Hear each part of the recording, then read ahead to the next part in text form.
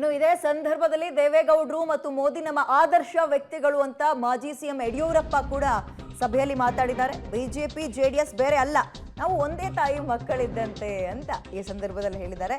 ನಮ್ಮ ಅಭ್ಯರ್ಥಿಗಳನ್ನ ಗೆಲ್ಲಿಸೋ ಕೆಲಸ ಮಾಡೋಣ, ಅದನ್ನು ಯಾರಿಂದಲೂ ತಡೆಯೋಕೆ ಸಾಧ್ಯ ಇಲ್ಲ ಅಂತ BSY ಈ ಸಮ್ಮಿಲನ ಸಭೆಯಲ್ಲಿ ಮಾತಾಡಿದ್ದಾರೆ, ಸಮನ್ವಯ ಸಮಿತಿಯಲ್ಲಿ.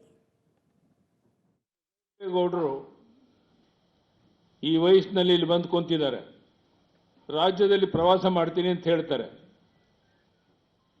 ನಮ್ಮ ಪ್ರಧಾನಿ ನರೇಂದ್ರ ಮೋದಿಜಿಯವರು ಕಳೆದ 10 ವರ್ಷದಲ್ಲಿ ಒಂದು ದಿನ ವಿಶ್ರಾಂತಿ ಪಡೆದೇನೆ ದೇಶ ವಿದೇಶಗಳಿಗೆ ಹೋಗಿ ಬಂದ ಮೇಲೂ ಸಹ ಬೆಳಿಗ್ಗೆ ಎದ್ದು ಅವರ ಕೆಲಸವನ್ನು ಮಾಡ್ತಾ ಇದ್ದಾರೆ. ನಮ್ಗೆ ಆದರ್ಶ ಯಾರು?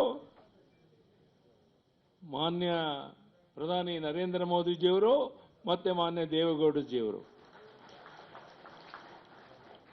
ನಾನು ನಿಮ್ಮನ್ನು ಕೇಳ್ತೇನೆ, ಬರುವಂತ ದಿವಸಗಳಲ್ಲಿ ಇನ್ನೇನೂ ಬೇಡ, ನಿಮ್ಮ ಸಮಯವನ್ನು ಕೊಟ್ಟು ನಿಮ್ಮ ಕ್ಷೇತ್ರದಲ್ಲಿ ಯಾರೇ ಬಿಜೆಪಿ ಜೆಡಿಎಸ್ ಅಭ್ಯರ್ಥಿ ಇರಲಿ, ಕಾಯ ವಾಚ ಮನಸ ನೀವು ಕೆಲಸ ಮಾಡಿದ್ರೆ ನಾನು ನಿಮ್ಗೆ ಹೇಳ್ತೇನೆ, 100ಕ್ಕೆ 100